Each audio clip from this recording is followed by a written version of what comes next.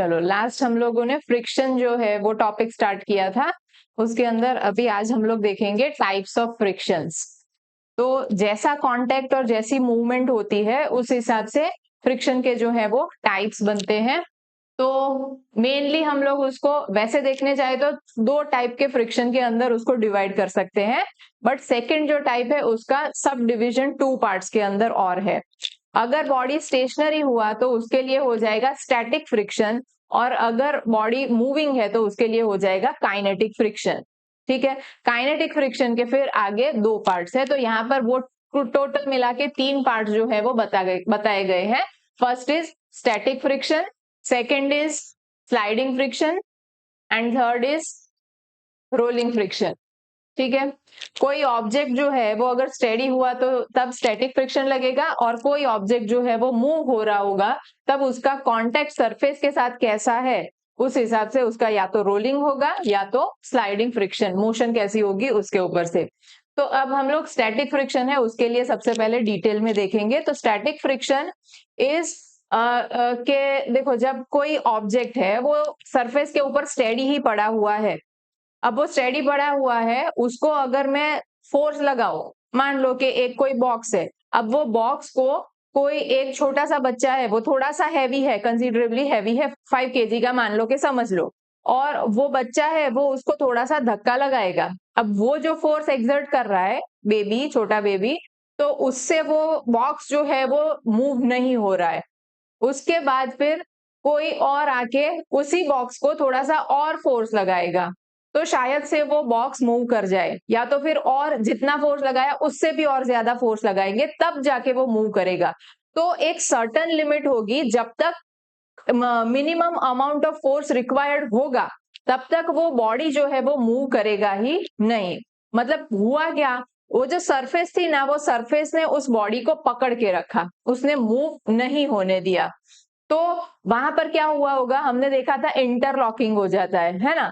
तो वो इंटरलॉकिंग को ओवरकम करने के लिए जो फोर्स चाहिए ना, वो रिक्वायर्ड फोर्स हुआ नहीं होगा। तो जब तक वो वहां पर स्टेडी रहेगा तब तक जो फ्रिक्शन लगेगा, तब जो फोर्स लगेगा फ्रिक्शनल फोर्स, उसको बोलेंगे स्टैटिक फ्रिक्शन। बराबर। तो no actual movement of the body is observed in static friction, move तो हो ही नहीं रहा होगा।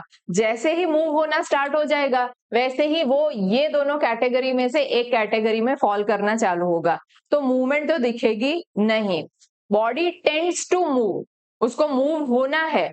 अगर मान लो कि ऐसे ही कोई पड़ा हुआ है यहाँ पर और फोर्स नहीं लग रहा है अभी कोई ऑब्जेक्ट जो है उसके ऊपर, तब हम लोग स्टैटिक फ्रिक्शन जो है ना उसको ध्यान में नहीं देते।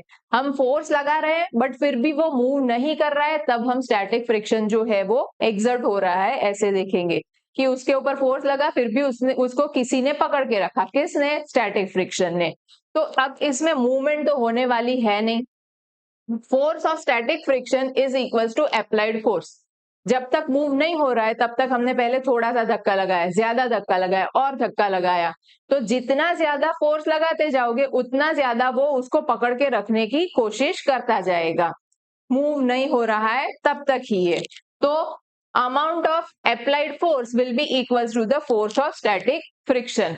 ठीक है, इसके ऊपर से भी एक जो है वो स्टेटमेंट बनेगा। पहले यहाँ पर तीनों जो टाइप्स है उसके लिए एग्जांपल देख लेते हैं कि मान लो कि यहाँ पर ये ऐसे है, एक बॉडी है और उसको मूव पहले नहीं कर रहा है, जब मूव नहीं कर रहा होगा तब स्टैटिक फ्रिक्शन लग रहा होगा, उसके बाद जैसे ही उसने मूव करना चालू किया उसके बाद फिर वो काइनेटिक फ्रिक्शन है वो आएगा।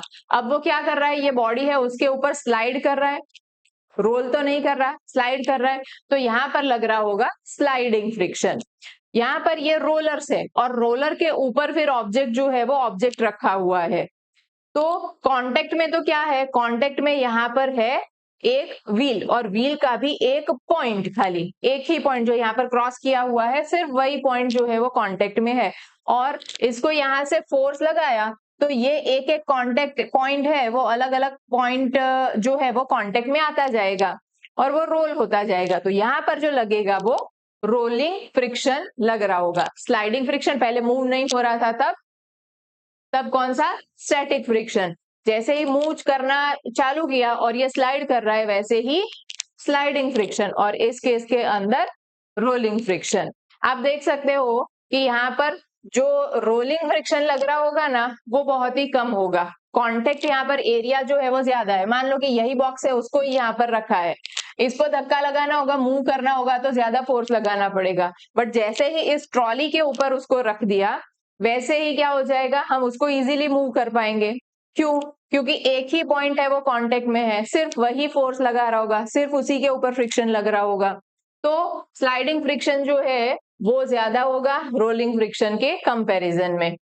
अब स्टैटिक फ्रिक्शन है, उसके लिए हम लोग आगे और डिटेल में देखते हैं कि frictional force act between two bodies which are in contact but are not sliding with respect to each other. Move नहीं ही कर रहे होंगे, स्लाइड हमने धक्का लगाया बट फिर भी वो मूव नहीं हो रहा है, स्लाइड नहीं हो रहा है, तब लगेगा ये फोर्स, स्टैटिक फ्रिक्शन।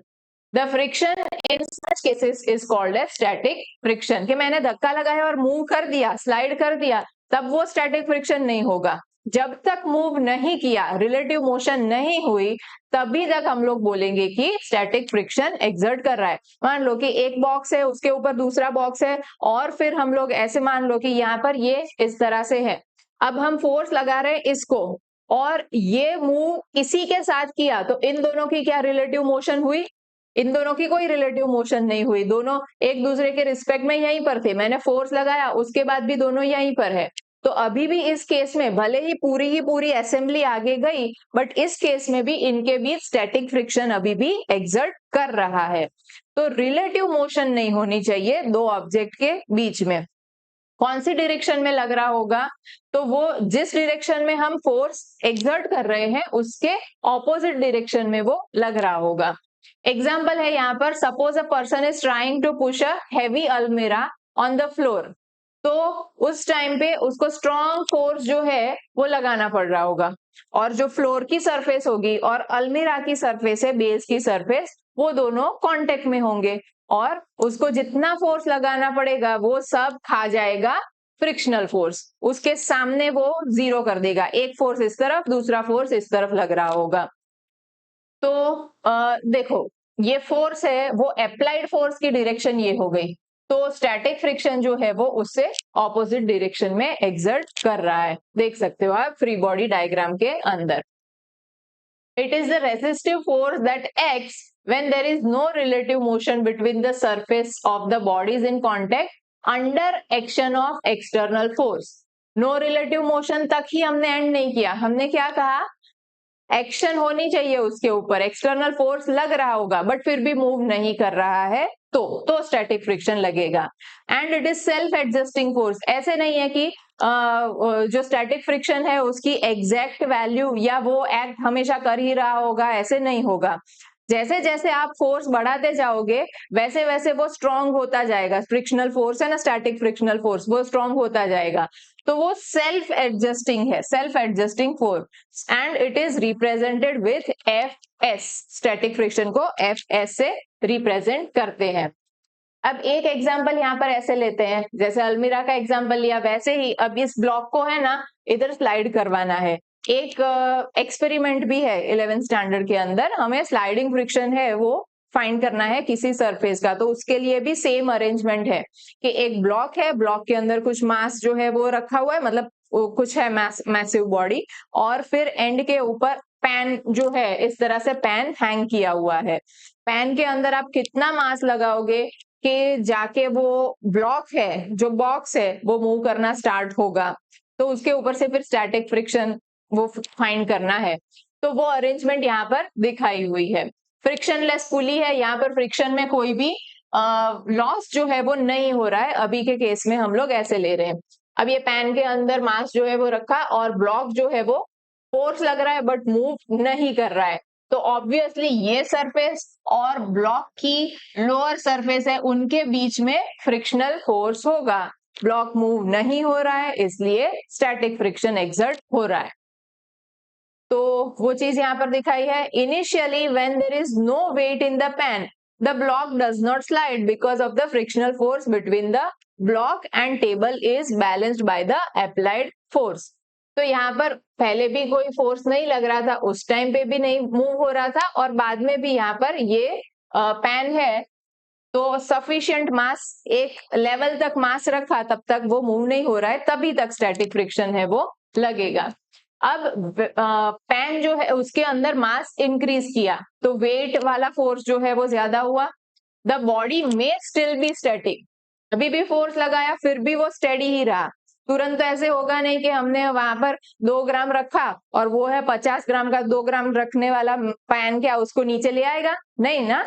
हम जैसे जैसे जैसे वहां पर ऐड करते जाते हैं पैन के अंदर मास, वैसे वैसे वो शायद से मूव हो, बट जैसे ही मास रखा तब अभी भी वो स्टैटिक हो सकता है, तब भी स्टैटिक फ्रिक्शन लगेगा। The body does not move because the resultant force on the body is zero.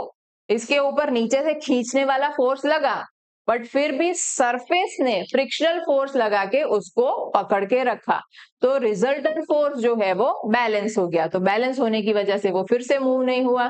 Frictional force is equal in magnitude and opposite in the direction to the force applied। जैसे बताया अभी हमने अलमीरा का भी example देखा कि जितना फोर्स लगा रहे थे एक्सटर्नल उतना ही फ्रिक्शनल फोर्स जो है वो ऑपोजिट डायरेक्शन में लग रहा था। कम फोर्स लगाएंगे तो फ्रिक्शनल फोर्स भी कम होगा, ज्यादा फोर्स लगाएंगे तो फ्रिक्शनल फोर्स भी ज्यादा होगा। So it is directly proportional, equal in magnitude and opposite in direction होगा। अब रेजिस्टेंस जो है स्टैटिक फ्रिक्शन के अंदर वो क्यों एग्जर्ट हो रहा होगा? द रेजिस्टेंस एनकाउंटर्ड बाय, हम लोग ये जो है ना स्टैटिक फ्रिक्शन, उसके लिए मोटा मोटा ये सब हमने जो एग्जांपल्स देखे उसके ऊपर से इतना कंक्लूड कर पाते हैं कि the resistance encountered by a body in static condition while tending to move under the action of an external force is called static friction. External force लगाया और body tends to move, body doesn't move, body tends to move, then and in that case static friction is observed। हम ये भी बता सकते हैं कि static friction जो है is equal in magnitude in the to the force applied, external force है वो applied। तो सारी चीजें हैं वो कंक्लूड करके हम ये दो चीजें जो है उसके ऊपर से बता सकते हैं, सारे एक्सपेरिमेंट्स वो सब समझने के बाद। अब मैक्सिमम वैल्यू कितनी होगी? हम फोर्स लगाते जाए लगाते जाए लगाते जाए, फिर ऐसे तो होगा नहीं कि बॉडी कभी भी मूव ना हो, एक सर्टन लेवल तो होगा ना कि उसके बाद फिर फोर्स लगाने पर बॉडी मूव होगी। जैसे ही बॉडी मूव हो गई उस टाइम पे हम फ्रिक्शन को स्टैटिक फ्रिक्शन नहीं बताते, उस टाइम पे तो नाम बदल जाएगा, फ्रिक्शन लगेगा बट स्टैटिक फ्रिक्शन नहीं होगा तब। तो कहां तक स्टैटिक फ्रिक्शन लगेगा, कितनी लिमिट होगी? तो वहां पर जो फ्रिक्शन होगा, the maximum value of static friction, जब तक बॉडी मूव नहीं कर रही होगी फोर्स लगाने पर भी, तब तक जो फ्रिक्शन लगेगा उसको बोलेंगे लिमिटिंग फ्रिक्शन। तो maximum value of static friction is called as limiting friction. Fs max is Fl, maximum value of static friction is equals to limiting friction। और ये जो फोर्स होता है वो उसके जो ये वेट वाला फोर्स है ना वो कहां पर लग रहा होता है? डाउनवर्ड डायरेक्शन में लग रहा होता है ना। डाउनवर्ड डायरेक्शन के अंदर अगर मैं बता दूं कि एक बॉडी है, जो पेन चाहिए, एक बॉडी है, एक बॉडी एक सरफेस के साथ कांटेक्ट में है, तो हमने देखा था कि यहाँ पर डाउनवर्ड डायरेक्शन में क्या लग रहा होगा? mg वाला फोर्स, और सरफेस जो है वो क्या लगा रही होगी? नॉर्मल रिएक्शन, इसको r बोलेंगे या तो फिर बताएंगे n, normal reaction. Normal reaction ये होता है, हम लोग आगे नॉर्मल रिएक्शन जो है वो देखने भी वाले हैं। और मैंने बताया भी था कि normal reaction will always be acting perpendicular to the surface, जो भी सरफेस होगी ना उसके परपेंडिकुलर। लिफ्ट वाले केस में हमने देखा था, याद हो तो, लिफ्ट मैन वाले केसेस देखे ना उसके अंदर, तो आर और या तो फिर एन उसको बता सकते हैं। अब देखो कोई भी बॉडी जो होगी वो जितनी भारी होगी, जितनी ज्यादा भारी होगी उतना ही एफर्ट लगेगा कि नहीं उसको मूव करने के लिए, है ना। कोई लाइट बॉडी है तो उसको थोड़ा सा फूंक भी मारे ना तो वो आगे चला जाएगा, कितना फोर्स लगा? बहुत कम। और कोई हाथी होगा तो वो हमें फूंक मार देगा। तो यहाँ पर उसके फूंक मारने से हम नहीं उड़ने वाले। तो मतलब कि कहने का मतलब है कि जितना ज्यादा मास होगा उतना ही ज्यादा हमें एक्सटर्नल फोर्स जो है वो लगाना पड़ेगा, उतना ज्यादा एक्सटर्नल फोर्स लगाना पड़ेगा मूव करने के लिए। मतलब तब तक इस सरफेस ने उसको पकड़ के रखा, मतलब तब तक स्टैटिक फ्रिक्शन लगा। तो m जितना ज्यादा उतना ही r ज्यादा, ऐसे हुआ कि नहीं? तो हम ऐसे बोल सकते हैं m जितना ज्यादा उतना ही ज्यादा n, और जितना m ज्यादा उतना ही हमें एक्सटर्नल फोर्स लगाना पड़ेगा मूव करवाना है तो।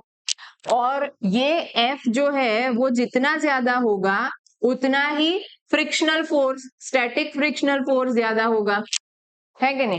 तो हम ऐसे बोल सकते हैं कि जितना ज्यादा मास उतना ज्यादा स्टैटिक फ्रिक्शन, या तो जितना ज्यादा नॉर्मल रिएक्शन उतना ज्यादा Fs, बोल सकते हैं कि नहीं? That means Fs is proportional to n, हुआ कि नहीं? Fs जितना m ज्यादा उतना ज्यादा n, और अल्टीमेटली उतना ज्यादा स्टैटिक फ्रिक्शन। तो Fs is directly proportional to n। तो यहां पर Fs प्रोपोर्शनलिटी कांस्टेंट मुझे जो लिखना होता है वो लिखेंगे mu, mu s into n, ये चीज आएगी। तो ये जो म्यू s है इसका नाम है कोएफिशिएंट ऑफ स्टैटिक फ्रिक्शन। क्या है? Coefficient of static friction. जो सरफेस जितनी ज्यादा रफ उतना ज्यादा म्यू, कोई सरफेस ज्यादा रफ है तो उसके लिए म्यू की वैल्यू ज्यादा होगी। कम म्यू वही इंडिकेट करता है कि सरफेस जो है वो स्मूथ है। तो स्मूथनेस ऑफ सरफेस का एक इंडिकेटर है कोएफिशिएंट ऑफ फ्रिक्शन जो है वो। अब तो म्यू एस की वैल्यू जो है वो 1 से, या तो 1 होगी मैक्सिमम या तो उससे लेस होने वाली है। अब स्टैटिक फ्रिक्शन जो है वो कंप्लीट। उसके बाद सेकेंड जो टॉपिक था वो क्या था? काइनेटिक फ्रिक्शन या तो dynamic friction, when the body comes into motion on applying some external force. अब उसके दो टाइप्स थे, क्या क्या थे? स्लाइडिंग एंड रोलिंग, ठीक है, ये दो टाइप्स थे वो हम देखेंगे। तो डायनेमिक और काइनेटिक फ्रिक्शन कब पिक्चर में आएगा? At a particular value of weight in the pan, जो हमने अभी एग्जांपल देखा उसके अंदर एक मोमेंट तो आएगी कि हाँ अब इतना मास लगा है ना, तब जाके वो ब्लॉक जाके मूव होना स्टार्ट हो गया। तो जब मूव हो गया उस टाइम पे उस कंडीशन के अंदर फिर भी फ्रिक्शन लग रहा होगा, वो घिसके जाएगा कि नहीं सरफेस के साथ। तो तब जो फ्रिक्शन लग रहा होगा उसको बोलेंगे काइनेटिक फ्रिक्शन या तो dynamic friction. Then the resistance encountered by the sliding body on a surface is known as kinetic friction or dynamic friction Fk। अगर बॉडी स्लाइड करते हुए गई ऑब्जेक्ट के साथ, ऑब्जेक्ट जो है वो सरफेस के साथ पूरा ज्यादा कांटेक्ट है और ऐसे स्लाइड करते हुए गई, तो स्लाइड करते हुए कोई बॉडी जाएगी तो उसका मतलब स्लाइडिंग फ्रिक्शन लग रहा है। जैसे कि आप देखो स्कीइंग के अंदर, स्कीइंग के अंदर ये पूरी जो सरफेस है वो पूरी सरफेस स्लाइड कर रही होगी, ठीक है ना? ये यहाँ पर जो है वो सरफेस स्नो के साथ पूरी कांटेक्ट में होगी और वो स्लाइड करके जा रही होगी। स्लाइड्स होती है, वो स्लाइड्स के अंदर हमारा बॉडी जो है उसका लोअर पार्ट पूरा ही कांटेक्ट में होता है और हम जिम करते नीचे जाते हैं, ठीक है? तो ये भी हो गया स्लाइडिंग फ्रिक्शन। ये केस में जो एक्ट कर रहा होगा वो स्लाइडिंग फ्रिक्शन। स्लेज है, स्लेज के अंदर ऐसे गए, रेंडियर की स्लेज होती है वो भी क्या करती है? स्लाइड करते हुए जाती है। ये स्लेज, तो ये भी है वो क्या हो गया? यहाँ पर भी स्लाइडिंग फ्रिक्शन जो है वो एक्ट कर रहा होगा। अब स्लाइडिंग फ्रिक्शन या तो काइनेटिक फ्रिक्शन और स्टैटिक फ्रिक्शन, उसके बीच में क्या फर्क, क्या रिलेशन, कब लग रहा होगा? ये तो हमें पता चला कि till the body doesn't move जो फ्रिक्शन लग रहा होगा on application of force even, तो वो स्टैटिक हो गया, और जैसे ही मूव करना स्टार्ट कर दिया वो हो जाएगा काइनेटिक फ्रिक्शन। अब दोनों में फर्क क्या है? तो difference between kinetic and static friction is, हम लोग ग्राफ प्लॉट करके उसको बता सकते हैं। देखो जैसे जैसे फोर्स की एप्लीकेशन बढ़ती जाएगी वैसे वैसे स्टैटिक फ्रिक्शन जो है वो इंक्रीज होता जाएगा। तो हम ग्राफ कुछ ऐसे ड्रॉ कर सकते हैं कि हाँ यहाँ पर ये ग्राफ जो है वो इंक्रीज हुआ। फिर हमने बताया कि एक मोमेंट तो आएगी कि जिसके बाद वो स्लाइड करना चालू कर देगा या रोल करना चालू कर देगा, है ना।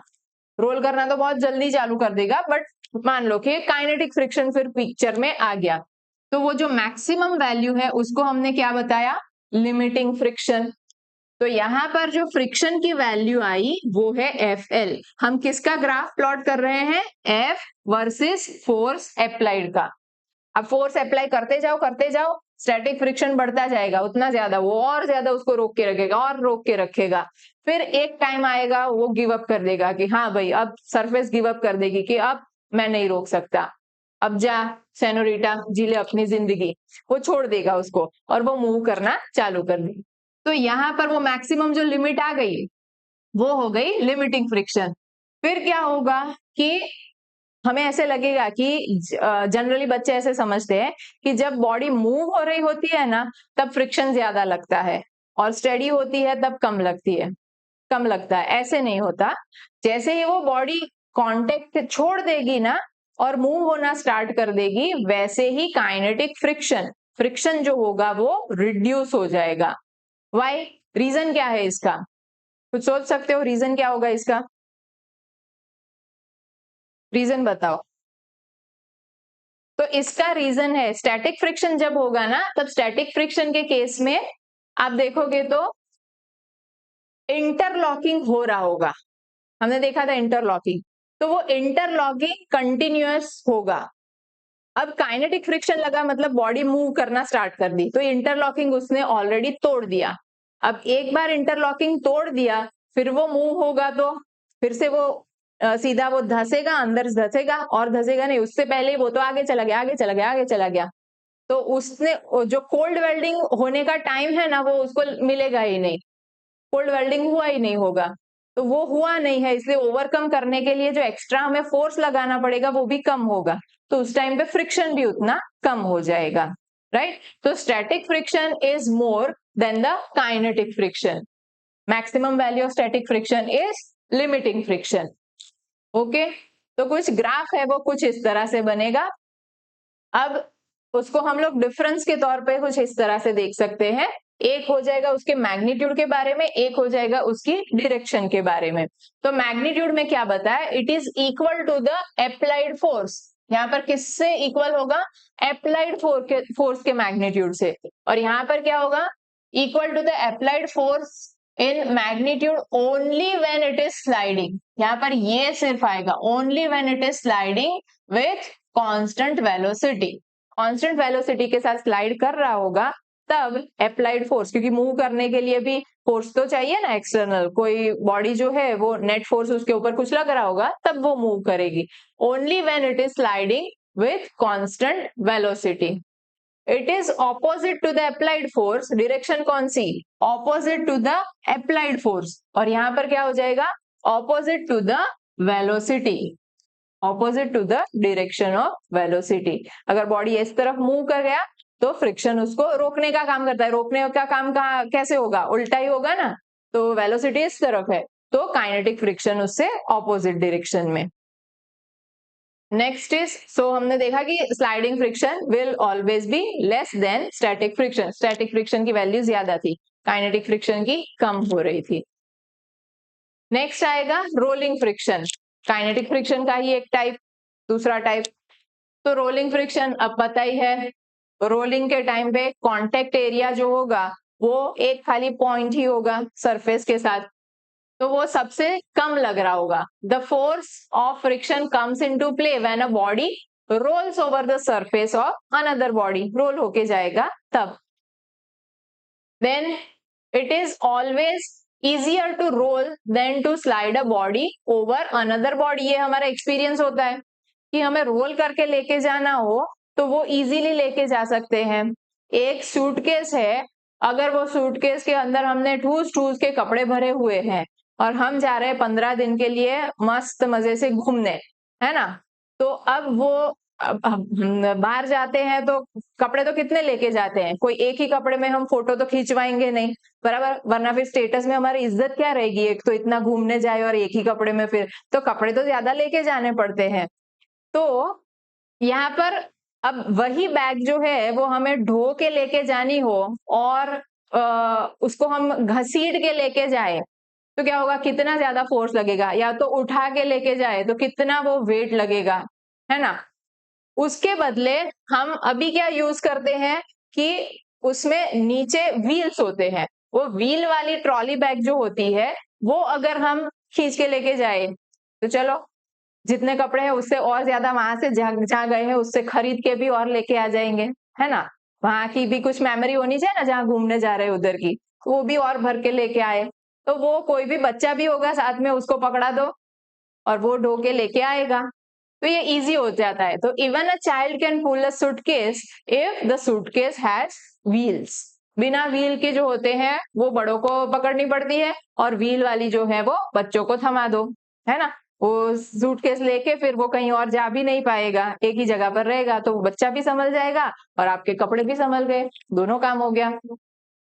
तो ये जो है वो कुछ इस तरह से होता है कि फ्रिक्शन जो है वो कम हो गया। It is convenient to pull a luggage on rollers then to carry it. Carry करना थोड़ा हैवी हो जाता है, रोलर के ऊपर वो इजी हो जाता है। रोलर्स रिड्यूस फ्रिक्शन, ये हो रहा होता तो ही ये होता है ना, बराबर, ये रोलर की वजह से फ्रिक्शन जो है वो कम हुआ, तभी जाके उसको कैरी करना जो है वो इजी हो गया, फोर्स जो लगाना पड़ा वो कम लगाना पड़ा, कि एक बच्चा भी उसको फोर्स जो है वो लगा पाया।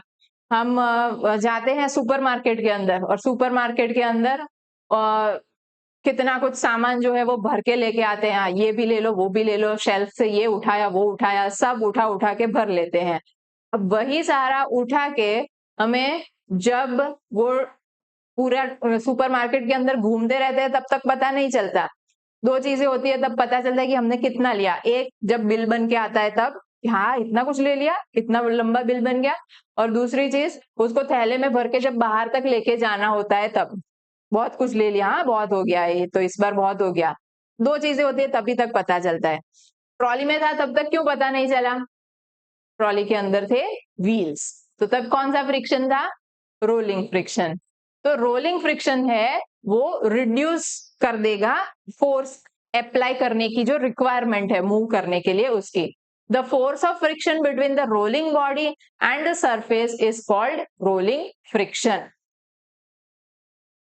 तो एग्जाम्पल में जैसे हमने बताया कि सुपरमार्केट वाली अपनी ट्रॉली, फिर कोई बहुत ज्यादा हैवी कुछ टन्स के अंदर चीजें हैं वो लेके जाना हो, बट उसको ऐसे कैरेज के अंदर और ट्रैक के ऊपर लगा दिया तो ये ऐसे ले जाना काफी इजी हो जाता है।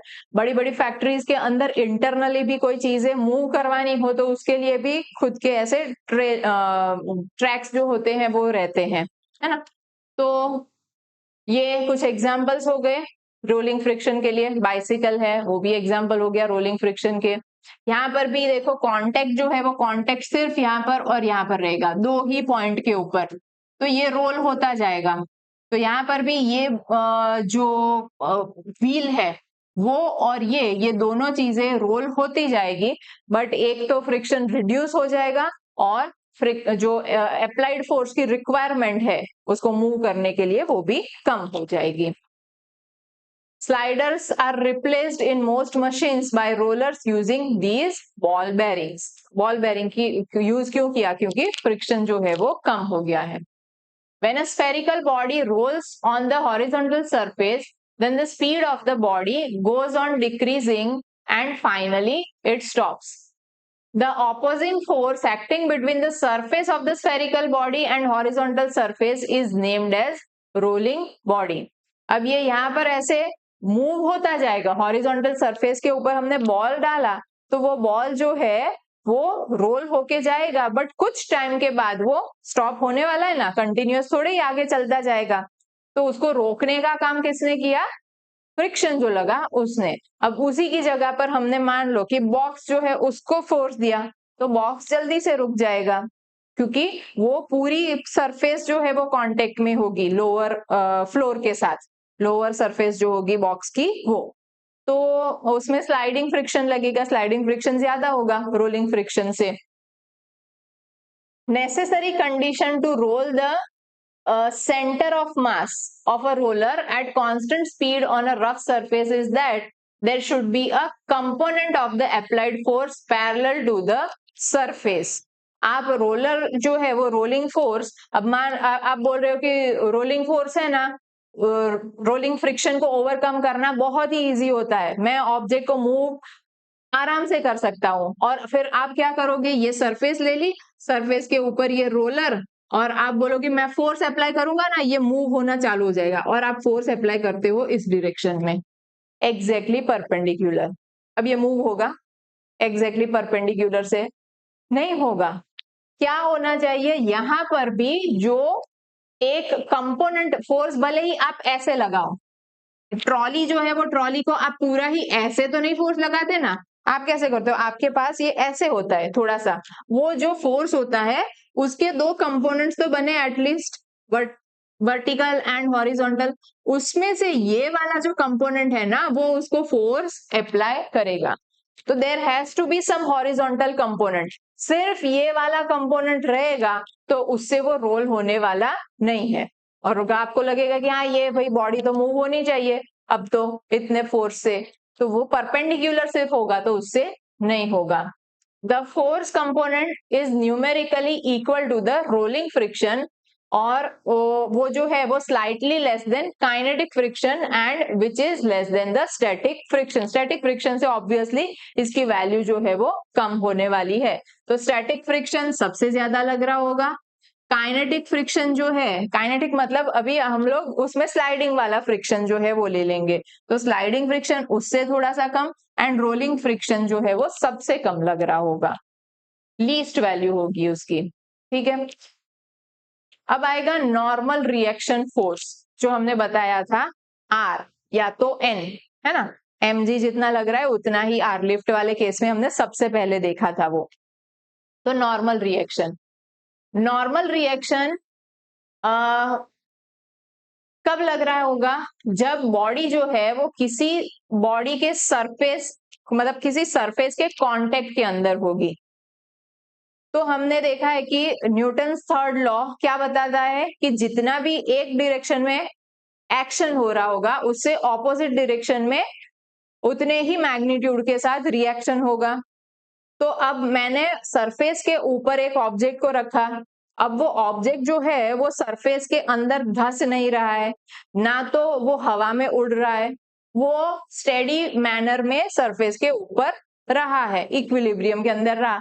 मतलब हमें ये तो पता है कि उसका वेट वाला कंपोनेंट है, वो वेट तो नीचे लग रहा है, वो फोर्स तो डाउनवर्ड डायरेक्शन में लग रहा है, सिर्फ वही फोर्स लग रहा होता तो क्या होता, वो अंदर धंस जाता, सिर्फ एक ही फोर्स होता, उसको बैलेंस करने वाला कुछ नहीं होता, तो वो अंदर धंस जाता। आप सोच लो कोई ऐसी सरफेस है, जैसे हमने एग्जांपल दिया था दलदल का, दलदल है, दलदल के अंदर क्या होगा, अब नॉर्मल जो फ्लैट ग्राउंड होता है उसके ऊपर खड़े रह पाओगे, दलदल के अंदर जाके खड़े रह पाओगे, नहीं, क्यों, वहां पर जो रिएक्शन फोर्स है ना जो आपको रोक के रखेगा उसी मोशन में, उसी आपके पोजीशन में, वो नहीं होगा। तो इस वजह से जो बॉडी इक्विलिब्रियम में रह रही है उसका मतलब कि जितना mg लग रहा है उतना ही सरफेस आपको नॉर्मल रिएक्शन लगा रहा होगा। It depends only on the nature of the contact but not on the area of contact. जो कॉन्टेक्ट का नेचर कैसा है उसके ऊपर डिपेंड करेगी, बट एरिया के ऊपर वो डिपेंड नहीं कर रही होती।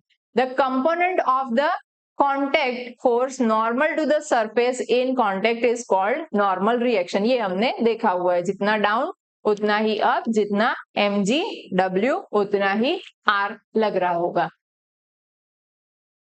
तो माइक्रोस्कोपिक लेवल के ऊपर तो ये सारा है ना वो लग ही रहा होगा, और उसकी डायरेक्शन जो है ना वो हम लोगों को सरफेस जैसी भी होगी ना, हमेशा उससे परपेंडिकुलर लेनी पड़ेगी।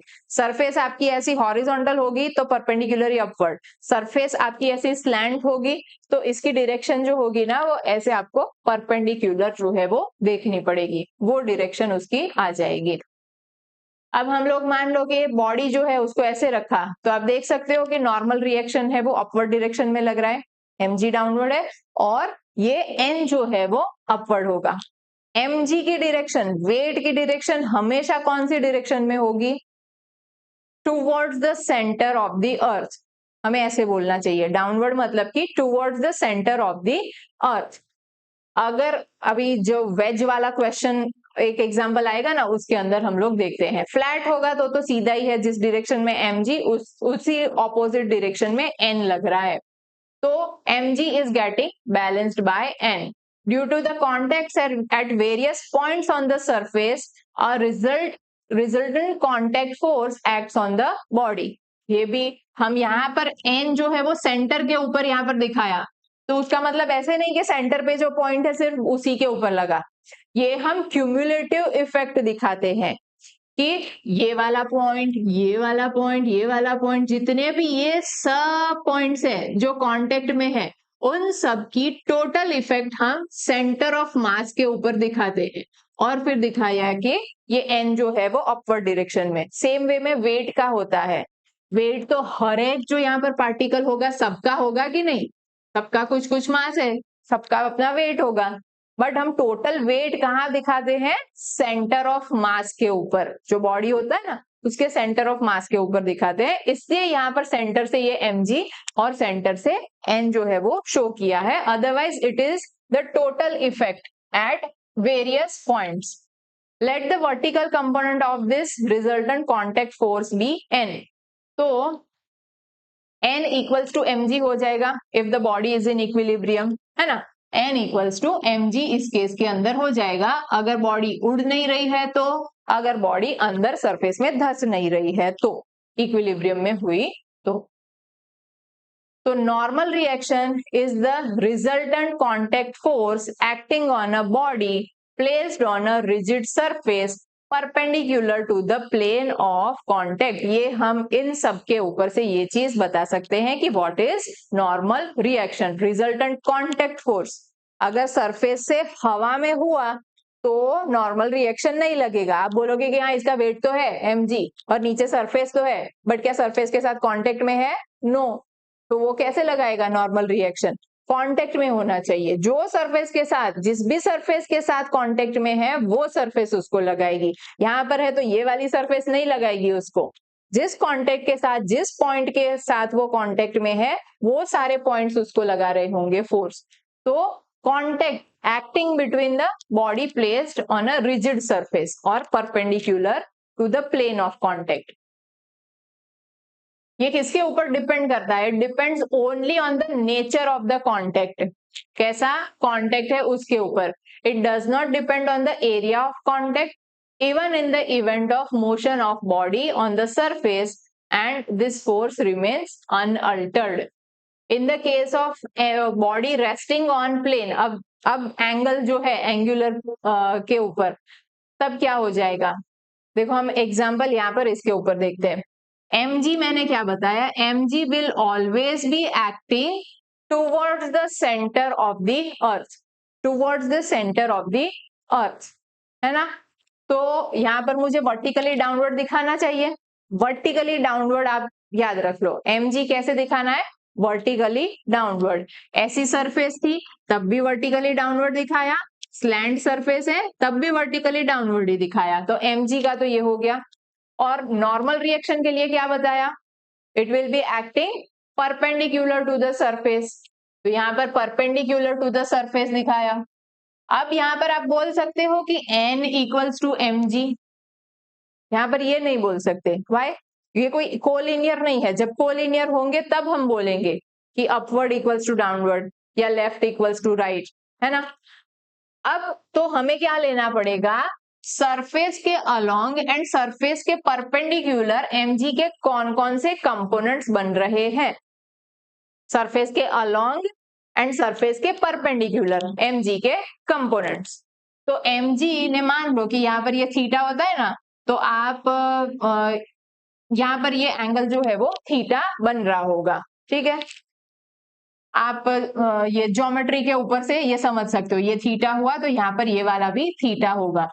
अब mg के दो कंपोनेंट्स, एक हो गया यहाँ पर ये परपेंडिकुलर और ये पैरेलल, यहाँ पर ये थीटा है mg, तो हमें वेक्टर के कंपोनेंट्स बनाने आते हैं जिसके साथ एंगल बनाया वो कॉस कंपोनेंट, तो ये हो गया mg cos थीटा और ये वाला हो गया mg sin थीटा, दोनों आ गए mg cos theta and mg sin theta.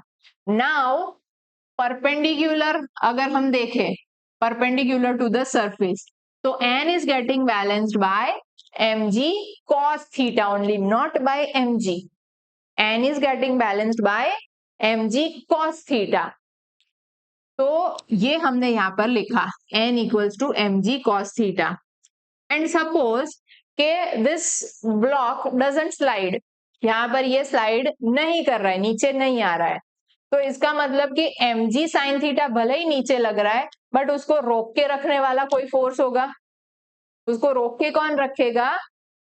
Friction, along the surface लगेगा ना friction, mg sin theta equals to fs। Okay, तो ये दोनों बैलेंस होंगे और फिर इसके ऊपर से क्वेश्चन जो है ना, वो क्वेश्चन हमें सॉल्व करने रहेंगे, सम्स इसके ऊपर से आएंगे कि फ्रिक्शनल फोर्स जो है वो आपको फाइंड करना रहेगा, या फिर नॉर्मल रिएक्शन है वो कितना लग रहा है वो फाइंड करना रहेगा, या फिर एंगल ये थीटा वेज जो है उसका एंगल कितना हुआ, ये भी इसमें फाइंड करना जो है वो आ सकता है।